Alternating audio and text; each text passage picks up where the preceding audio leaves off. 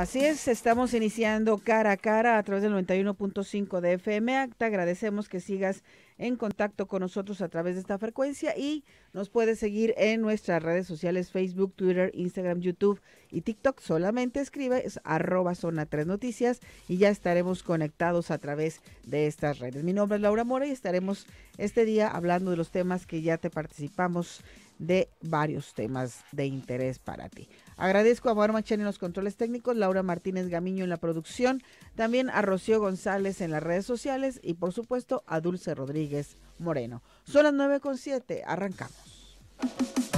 Cara a cara, la entrevista.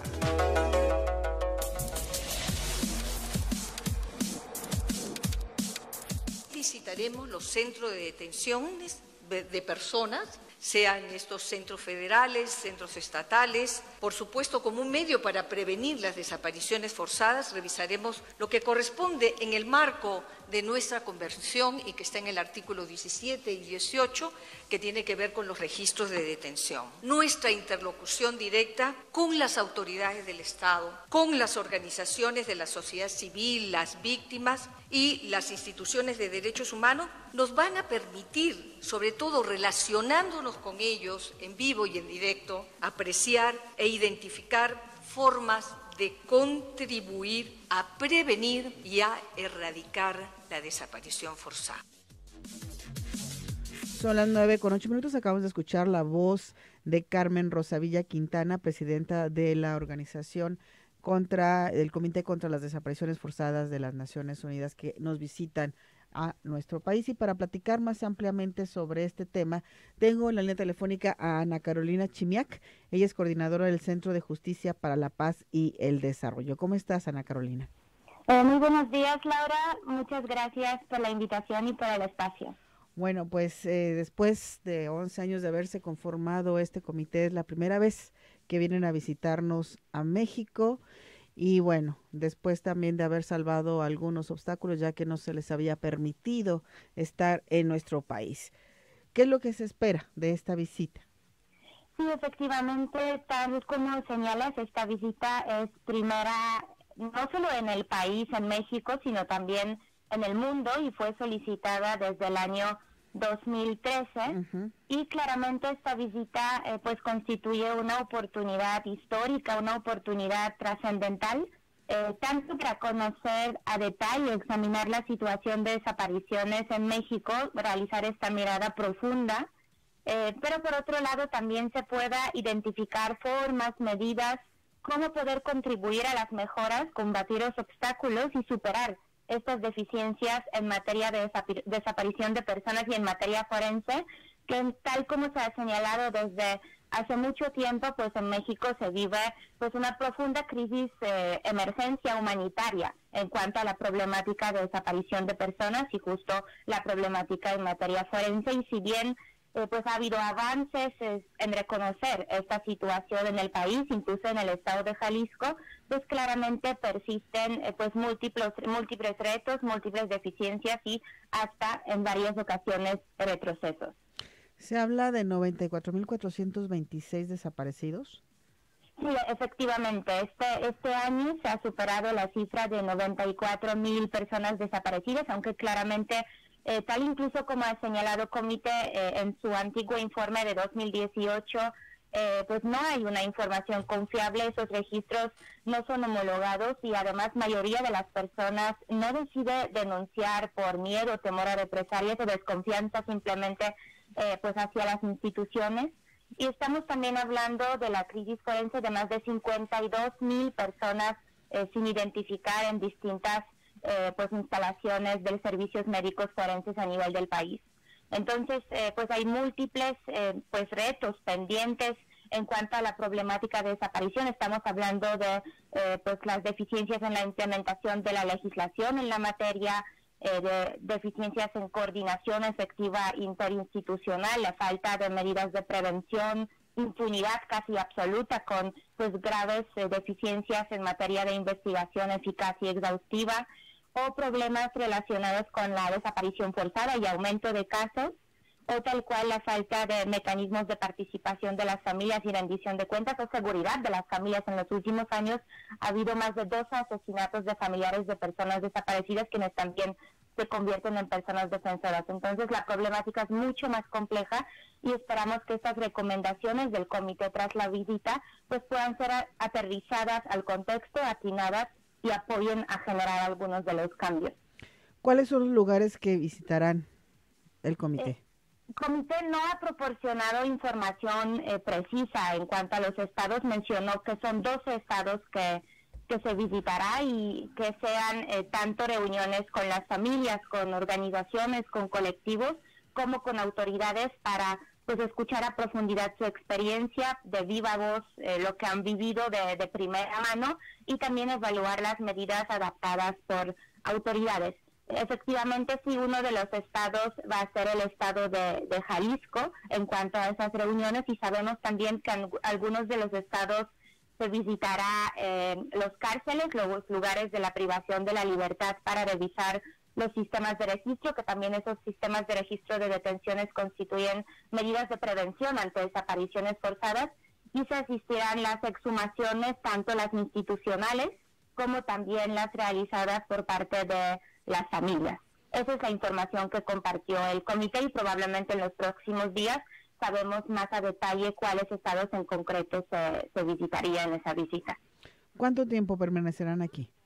Será desde el 15 de noviembre, desde el día de ayer, donde se dio la bienvenida oficial al comité por parte de las autoridades de la Secretaría de Gobernación, y la visita concluirá el 26 de noviembre de este año, donde se presentará en una conferencia de prensa las observaciones preliminares de la visita, y tal cual ya observaciones finales que tendrán que ser aprobadas en el pleno del comité. Como son 10 personas y solamente visitarán 4 personas integrantes expertas del comité a México, ya se presentará un informe público oficial con conclusiones finales y también con recomendaciones dirigidas al Estado mexicano y a las autoridades que corresponden al país. ¿Cuáles son las peticiones que ustedes realizarán? Pues principalmente es poder pedir a las autoridades para que pudieran pues tener esa disposición de abrir las puertas, no solo mediáticamente, pero también cooperar con el comité y poder brindar toda la información necesaria de manera transparente y sin restricciones en cuanto a los datos que solicita el comité durante la visita, y que realmente se pudiera atender estos pendientes que ya han mencionado en esa entrevista, que principalmente es claramente el tema de búsqueda y las deficiencias en cuanto a la búsqueda en vida, búsqueda inmediata, las deficiencias en materia de investigación y esa impunidad que predomina frente a los casos de desaparición, que se pueda tal cual reafirmar esa crisis en materia tanto de desapariciones como crisis forense, que también se relaciona con la ausencia de prevención y coordinación entre las autoridades, y que ante esas reafirmaciones, esas constancias sobre la situación en el país, realmente se pudiera generar recomendaciones detalladas, recomendaciones que materialicen las peticiones de las familias, que puedan ser muy profundas bajo el diagnóstico que se realice sobre el país, y que posteriormente el país pueda contener esa voluntad política y ese compromiso para implementar con seriedad esas recomendaciones, y como se mencionaba, eso puede abonar a cambios de prácticas institucionales, de políticas públicas, y obviamente las mejoras en cuanto a la aplicación de los estándares en materia de derechos humanos en México, y sobre todo garantizar los derechos de víctimas de desaparición, pero también prevenir y erradicar las desapariciones ante la problemática en el país. ¿Cómo se podría conseguir esto, prevenir y erradicar? Pues obviamente para eso requerimos esa profunda voluntad política y el compromiso de las autoridades. Es una problemática que se mantiene en México en décadas. A partir de la guerra contra el narcotráfico de 2006, fue una problemática que se ha profundizado de manera muy significativa, tal como hablamos, 94,000 personas desaparecidas. Se ha aprobado, se ha intentado exigir múltiples soluciones ante ella. No obstante, vimos que no ha habido mejoras y si bien ha habido ciertos reconocimientos, pues las deficiencias persisten y los retos persisten. Entonces sabemos que las medidas pues normales, ordinarias ante esa situación no han funcionado, han sido deficientes. Entonces sí se requieren medidas pues coordinadas, extraordinarias, y ese escrutinio internacional, y claramente a eso se necesita ahora sí la responsabilidad y seriedad por parte de las autoridades mexicanas, sin duda alguna, comenzando con implementación seria y efectiva de las recomendaciones del comité, pero también los marcos normativos en materia de desaparición, la ley general, pero también las leyes estatales de desapariciones. Y claramente una de las muestras también, y eso es un tema actual, es dotar los recursos suficientes para poder revertir la problemática, y ojalá esperamos que también tanto a nivel de México como a nivel en esos meses del estado de Jalisco, en el mes de noviembre, se pueda asignar los suficientes recursos destinados a las instituciones que dan seguimiento al tema de desaparición y para la implementación de los marcos normativos correspondientes. Perfecto, Ana Carolina. Pues si nos permites, estaremos en comunicación contigo para estar informando a nuestros radioescuchas cuando estén aquí en México. Claro, digo, aquí en Jalisco, perdón. Con mucho gusto y muchas gracias nuevamente por la invitación, y buen día a todas y todos. Gracias. Ella es Ana Carolina Chimiak, coordinadora del Centro de Justicia para la Paz y el Desarrollo. Tiempo de hacer la primer pausa. Te invitamos a que te pongas en contacto con nosotros a través de nuestro WhatsApp 33 18 80 76 41. Nos reporta la terminación 7472 que hay semáforos fuera de servicio. Ya tienen 3 días, pero bueno, ahorita pasamos el cruce y lo compartimos también a través de nuestro WhatsApp a la agencia metropolitana. 9:18, la pausa, regresamos.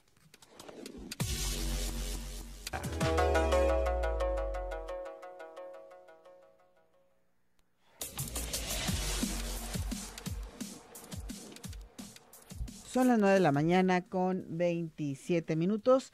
Tenemos comentarios. Hace un momento estábamos dando los encabezados para este espacio y hablábamos sobre el regreso presencial al 100% de las aulas.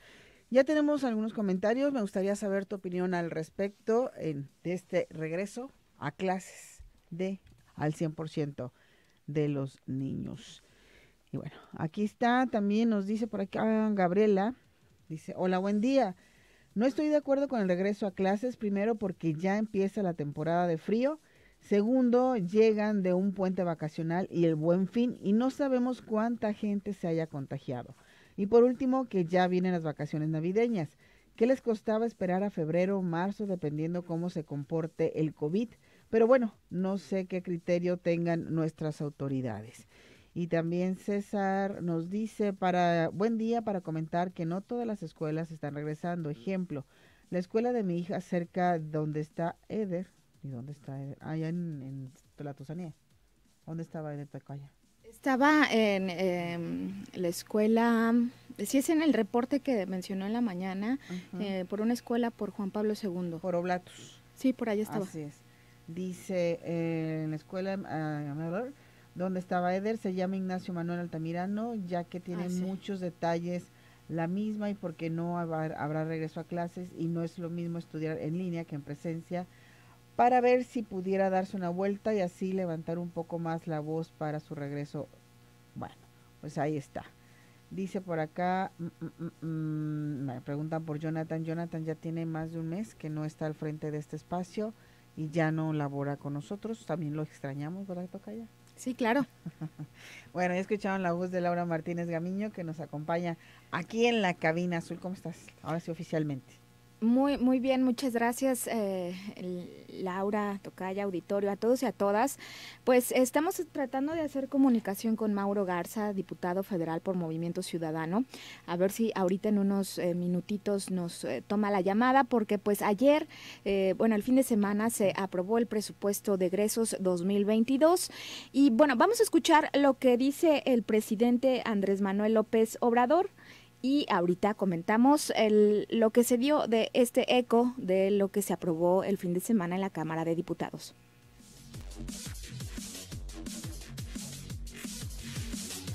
Ayer en la madrugada se aprobó el presupuesto para el año próximo. Es una muy buena noticia porque ya se cuenta con recursos suficientes para financiar los programas de bienestar. Ya podemos informarle a los adultos mayores que están garantizadas sus pensiones, como lo establece la Constitución, porque es un derecho.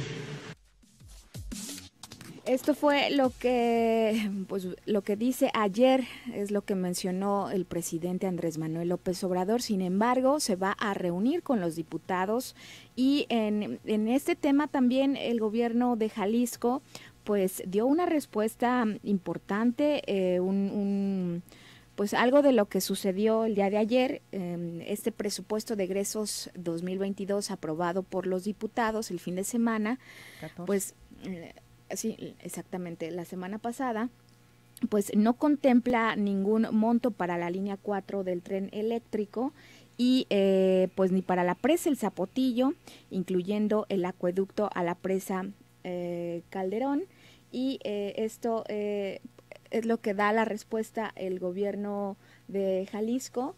Y también menciona sobre que esperan que el presidente Andrés Manuel López Obrador cumpla con su palabra e instruya a la Secretaría de Hacienda para que corrija lo aprobado por los diputados y se destinen a Jalisco los recursos necesarios para realizar los proyectos a los que el presidente se ha comprometido públicamente. Recordemos que cuando dio inicio, más bien se inauguró la línea 3 del tren eléctrico, el presidente Andrés Manuel López Obrador, en esta conferencia que hacen, donde inaugura la línea 3, pues menciona que le dará recursos a Jalisco para la línea 4, que el gobernador Enrique Alfaro mencionó que sí va, que es parte de los proyectos prioritarios para el siguiente año, y hace este llamado a que pues el gobierno federal pues cumpla con su palabra. La Cámara de Diputados aprobó el domingo en lo general y en lo particular el decreto del presupuesto de egresos de la Federación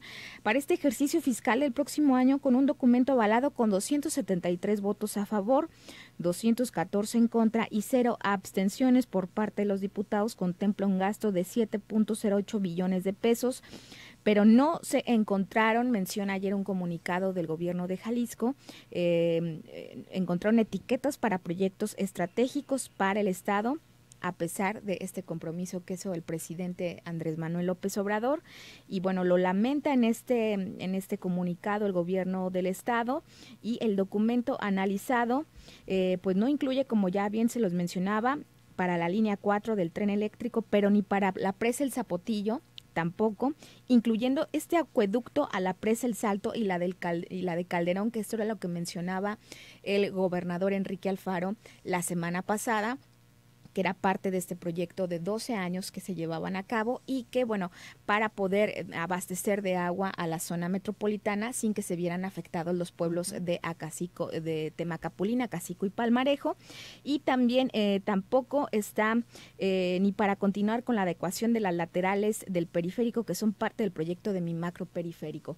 Entonces, pues, a este comunicado amplio, sin embargo, también dicen que en este ejercicio se privilegió, esto es lo que dice el comunicado del gobierno del Estado, un presupuesto total de infraestructura para el Tren Maya con más de 63 mil millones de pesos, para el tren interurbano de Toluca, y también para el aeropuerto Felipe Ángeles, así como para la refinería de Dos Bocas. Y bueno, pues esto es lo que se da a conocer. No están etiquetados recursos para la línea 4, para la presa El Zapotillo, para las laterales de mi macro periférico, y este es el llamado que hace desde el gobierno de Jalisco a que se corrija esto desde la Secretaría de Hacienda para que se le den estos recursos que públicamente, bueno, pues el presidente Andrés Manuel López Obrador da a conocer que sí se le dará, y pues estaremos pendientes.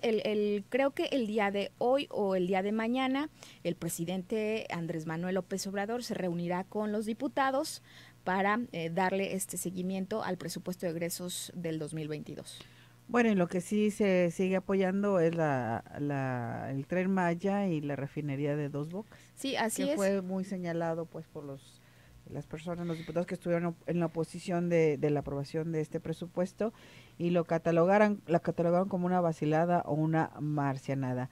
Y de hecho, hoy agradeció el presidente Andrés Manuel López Obrador, se va a reunir para agradecerle a los diputados que votaron a favor de este presupuesto, el cual no se le modificó absolutamente nada.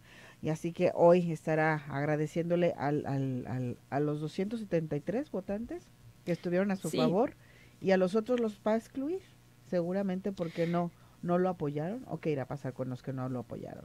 Hay que recordar que la mayoría de la Cámara de Diputados es del partido Morena, y que también se tiene que avalar lo de la reforma eléctrica que necesitaban. Bueno, ahí estaban como en pláticas con el PRI, y pues viene, yo creo que ecos importantes sobre este presupuesto de egresos, sobre todo aquí en Jalisco, en el que, como bien lo mencionó, se hizo públicamente, fue el mismo presidente que en aquella, me acuerdo que fue creo que el 13 de septiembre del 2019, cuando se inaugura la línea 3, o 2019, viene aquí el presidente Andrés Manuel López Obrador y públicamente da este mensaje en el que menciona que se darán recursos para la línea 4, que va ahora sí hasta Tlajomulco. Así es, sí, recuerdo bien, también lo comentó durante esa visita y la inauguración, pero bueno, parece ser que se le pasó, parece ser que hay otras prioridades para él, porque también se hablaba de que ya arranca la vacunación para los niños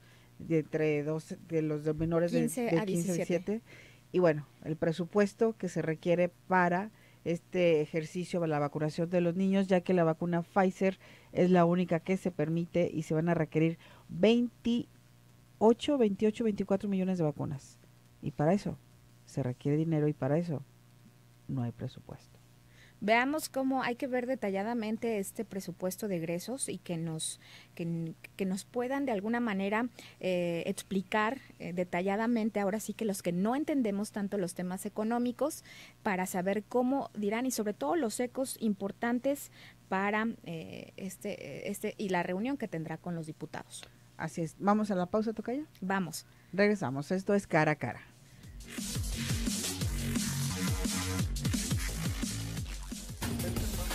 Trabajar para mantenerte informado es nuestra pasión. Zona 3, información y música en equilibrio, 91.5 de FM. Los mejores regalos están en el Buen Fin de El Palacio. Disfruta hasta 50% de descuento más hasta 12 mensualidades sin intereses en juguetería. Además, empieza a pagar en marzo de 2022 solo con tu tarjeta Palacio. Noviembre 10 al 16. Soy totalmente Palacio. Consulta términos en elpalaciodehierro.com. Cambia tu anticuado colchón por el moderno colchón Sensei, el único de auténtico memory foam y con 20 años de garantía. Viene en caja y te da 100 días para probarlo en casa. Compra el tuyo en Rubén Darío 633 o en colchonsensei.com. Hasta 40% de descuento por el Buen Fin y 12 meses sin intereses. Colchón Sensei, el maestro del descanso. Este 21 de noviembre, a las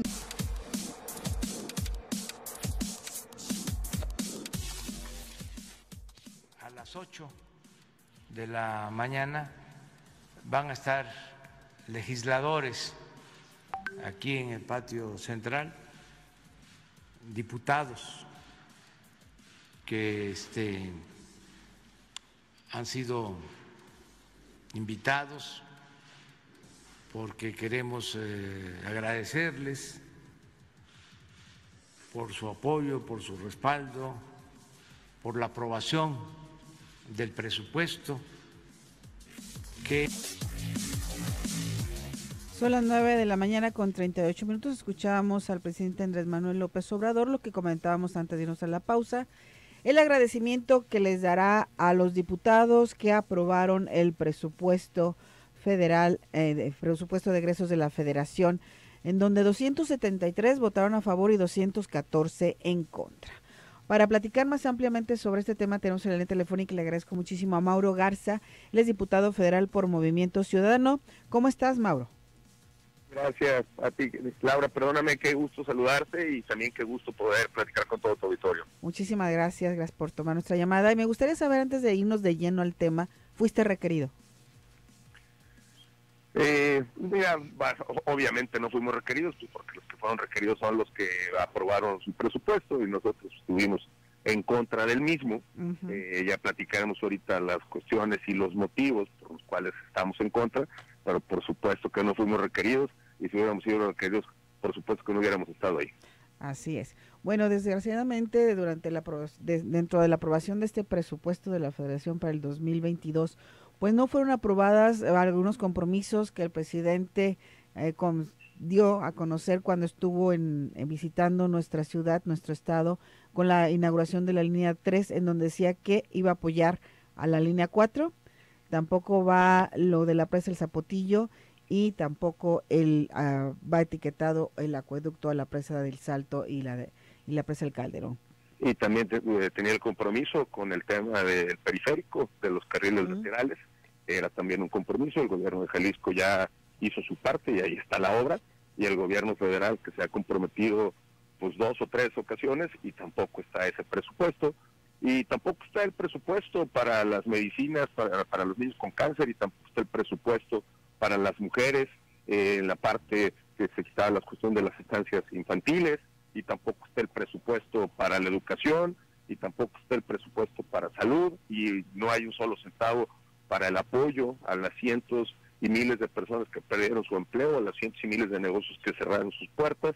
Obviamente hay presupuesto para sus obras faraónicas. Claro. Por ejemplo, en el tema de infraestructura, de cada 100 pesos que se tendrán para invertir en infraestructura, 44 pesos son a su fallida apuesta de CFE y de Pemex, y solo 2 pesos para infraestructura en el tema de salud y 2 pesos para infraestructura en el tema de educación. Así las prioridades del presidente. Nosotros hemos hablado que queremos futuro, no hidrocarburos, pero pues seguimos perdiendo recursos apostando en estos proyectos. No hay un solo centavo para el turismo. Todo el presupuesto para el turismo pues básicamente se destinará a la construcción del Tren Maya. No hay un peso para promoción, para desarrollo, en fin, eso, no hay un peso para el campo. Hablo obviamente de crecimiento con respecto al presupuesto que se tenía en años anteriores, y pues hubiéramos esperado que después de una situación tan crítica en el tema de la pandemia, pues que este fuera también un presupuesto progresivo que apoyara pues el desarrollo económico, y es por eso pues que México liderea de manera deshonrosa pues los países que mayor fuga de capitales han tenido, porque no hay certeza de la inversión, no hay confianza. Hay 3 grandes necesidades que detectamos en la campaña y que todos las conocemos, que es el tema de seguridad. No hay presupuesto para el fortalecimiento de las policías municipales. Nosotros hemos hablado que la estrategia nacional pues no ha sido la adecuada, la militarización del país no ha rendido los frutos que se esperaban, porque no hemos disminuido en el número de homicidios, al contrario se ha aumentado, porque no hemos disminuido en el número de feminicidios, al contrario se ha aumentado, porque el robo a casa habitación, el robo a carga, el robo a negocios se ha incrementado, y pues que obviamente esa estrategia no está dando resultados. Por eso hablábamos de la inminente necesidad de volver al fortalecimiento de las policías municipales. Por desgracia no se aceptó, no vienen recursos. Hablábamos también que la desaparición del Seguro Popular pues no ha dado los frutos que se esperaban. Ahí están los cientos de miles de personas que le están pasando muy bien, lo que se tenía denominado como enfermedades catastróficas, que no se están atendiendo. Ahí vemos la frustración, la desesperación de los padres de niños con cáncer que no están recibiendo y no están siendo atendidos, que tampoco viene ahí presupuesto especial para el tema de salud. Y la otra gran preocupación, pues el tema económico, y de nueva cuenta, pues el presidente le da la espalda una vez más a todo el sector productivo de este país. Y cuando hablo del sector productivo, no hablo de las grandes empresas, hablo del 95% de las empresas de este país, que son micro y pequeñas empresas, y que el presidente les da la espalda.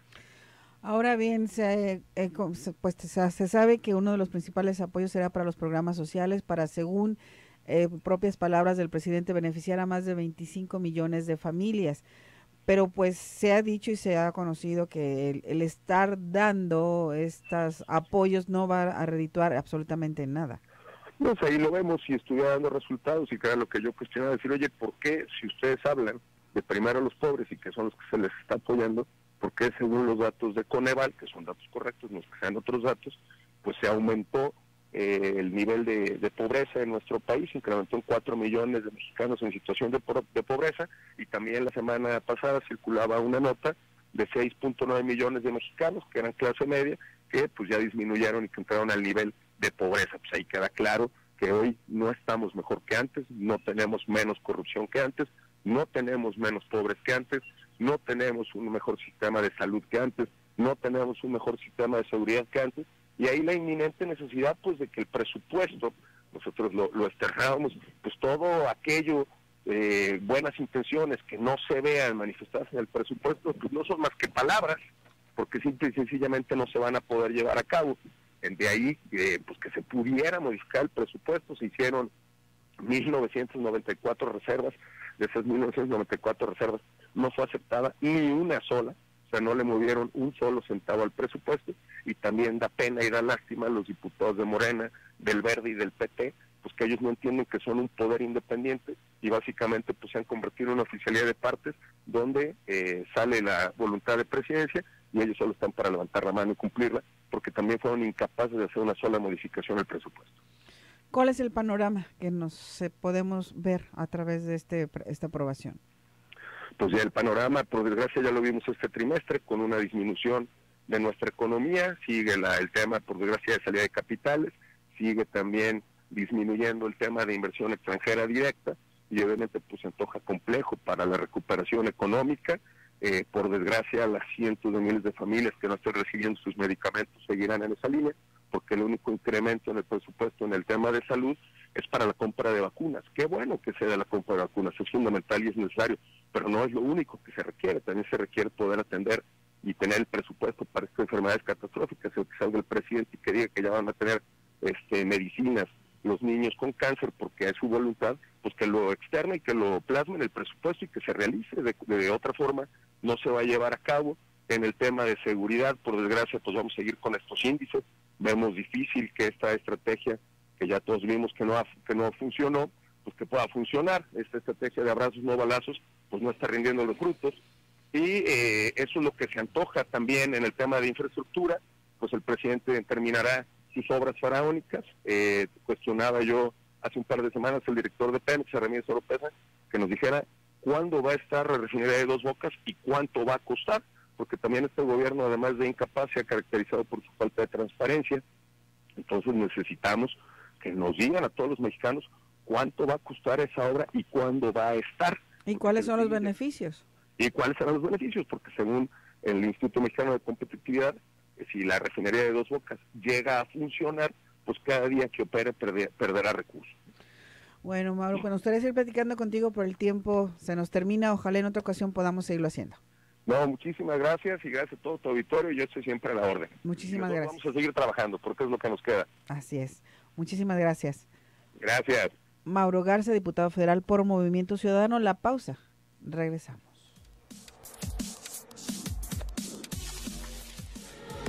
Escucha, siente, disfruta. Zona. Era alias El Mencho. Esto fue en Zapopan. Detallaron que la detención se realizó el 15 de noviembre en cumplimiento de una orden de aprehensión y por diversos delitos que la relacionan con la operación financiera ilícita de un grupo de delincuencia organizada. Puntualizó que la detenida fue puesta a disposición de las autoridades judiciales en el Centro Federal de Readaptación Social número 16 en Coatlán del Río, Morelos. Y ahora sí, vamos con la siguiente entrevista, porque nos queda poco tiempo. Platicaremos con José Luis Sánchez, presidente de la Asociación de Padres de Familia. ¿Cómo estás, José Luis? Qué gusto saludarte.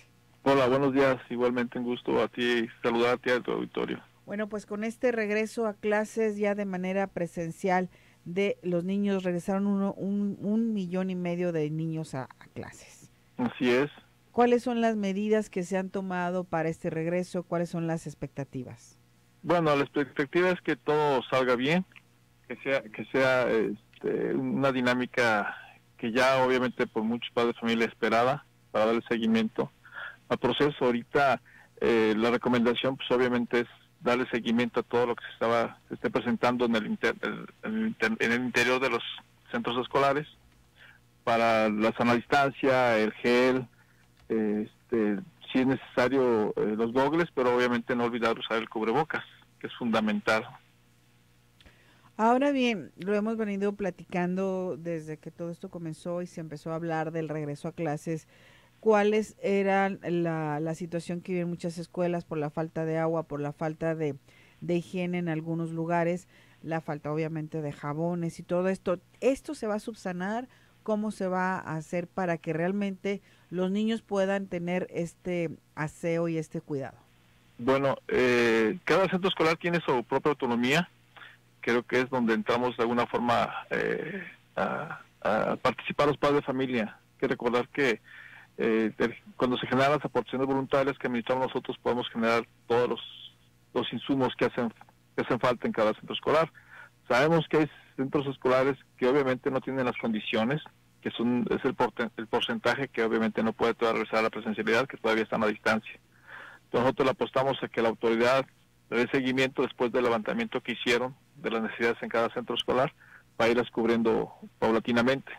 Sabemos que ahorita este proceso de regreso a la presencialidad se está dando libre albedrío al padre de familia de determinar si quieren ir al presencial o manejarlo todavía a distancia. Salimos de un tema híbrido donde no hubo mayor consecuencia, gracias a Dios, por el tema de los contagios. Sabemos que sí hubo aislados, pero ahorita el problema es ver cuál va a ser la mecánica a seguir. Ahora parece que no hubo mayor incidencia. Esperamos a ver qué es lo que empieza a caminar ahorita en adelante. Lo interesante es la invitación que es, las escuelas están ahorita al máximo son 40 alumnos. Entonces, los que pasan de los 40 alumnos, pues obviamente no pueden regresar a la presencialidad al 100%. Es ir manejando la dinámica de cómo se va presentando. Después de vacaciones, sabemos que pues, es la reunión familiar, los convivios, pudieran generarse contagios en el entorno familiar. Y el tema de regreso en enero, pues va a ser a distancia, va a ser clase a distancia. Entonces, esos 15 días va a ser para mitigar si hay algún contagio, para que no se genere nada en el centro escolar. Sabemos que se han generado en otros centros, en centros comerciales, pero no tanto en escuelas. Tenemos el comentario de Gabriela, me gustaría compartirlo. Ya lo leímos, pero me parece interesante ahorita que tenemos en línea volverlo a leer. Dice, buen día, no estoy de acuerdo con el regreso a clases. Primero, porque ya empieza la temporada de frío. Segundo, llegan de un puente vacacional y el Buen Fin, y no sabemos cuánta gente se haya contagiado. Y por último, que ya vienen las vacaciones navideñas y que les pregunta que qué les costaba esperar a febrero o marzo, dependiendo cómo se comportara el COVID. Es su comentario. Ok. Sí, obviamente se ha pedido, nosotros hemos pedido que regresamos pues hasta el 17 de enero, junto con tengo entendido en la universidad. La dinámica es ahorita ver cuál es el proceso. Efectivamente pasamos en un fin de semana donde hubo mucho acercamiento social. Queremos ahorita, hay que recordar que el primer filtro obligatorio es la casa. Entonces es nuestra responsabilidad si nosotros exponemos a nuestros hijos. Creo que ahí tenemos nosotros la libertad de decidir si el niño asiste o no asiste, que tenemos eso, obviamente por la misma autoridad del Estado, que nosotros tenemos la elección. Pero aquí lo importante es de que el niño, si va a la presencialidad, si le toca esta semana o ya es regresar al 100%, es verificar que no tenga ningún contagio. Si yo me cuido, te estoy cuidando. Si te cuidas, me cuido. Entonces, aquí es que no tenga ningún síntoma, que no tenga catarro, o mínimo que sea, no exponerlo y no mandarlo a la escuela, notificar al centro escolar, hacerlo pertinente como padre de familia. Aquí hay que recordar que es un virus que viene a quedarse. No es que vayamos a exponerlos, sino nosotros somos los primeros responsables. Entonces, es tratar de mitigar cualquier situación y que los niños, mi hijo, nuestros hijos o hijas no sean una estadística dentro del centro escolar. Entonces, si esto lo corremos la voz entre todos, creo que podemos concientizarnos y decir, bueno, efectivamente, si mi niño tiene un síntoma o su hermano tiene algún síntoma, o efectivamente estuvimos ahorita que comentan del Buen Fin, salimos y queremos estar contagiados o hay algo, bueno, no exponerlos, notificar a la escuela y tratar de sanear esa inquietud, ¿no? Creo que en la escuela se hace lo pertinente. Sabemos que se pone el filtro, se lava de manos, se usa el gel, se está sanitizando en sus tiempos. A lo mejor no es el 100% de las escuelas, pero es donde nosotros como padres de familia debemos de involucrarnos. ¿Cuál es la dinámica a seguir dentro del centro escolar? ¿Qué nos toca participar? Si ocupan personal, bueno, buscar padres de familia voluntarios para darle seguimiento. Todo por la salud e integridad de nuestras niñas y niños, ¿no? Creo que uno quisiera optar, pues si sabes que tú no quisiera que que mi niño no fuera ningún día, sino a la distancia. Pero nosotros a lo mejor estamos perjudicando a ellos por el tema de la cuestión social, o si efectivamente a lo mejor hay padres de familia que dicen, sabes que yo opté por manejar clases particulares, bueno, qué bueno, ¿no? Pero hay familias que no tienen posibilidades y que el hermanito lo está cuidando, o la hermana, o están con la tía. Entonces son dinámicas que ya con la experiencia que tuvimos el año pasado y el antepasado, ¿cuál es a seguir ahorita? Perfecto. Ahorita es apostarle a nuestra propia confianza. José Luis, se nos termina el tiempo. Perfecto. Pues esperamos que próximamente nos visites, ¿te parece? Definitivamente estoy a la orden. Gracias. Un saludo. Hasta luego, nos vamos. Esto fue Cara a Cara. Quédate con Omar Machán y Zona de Conexión. Mi nombre es Laura Mora.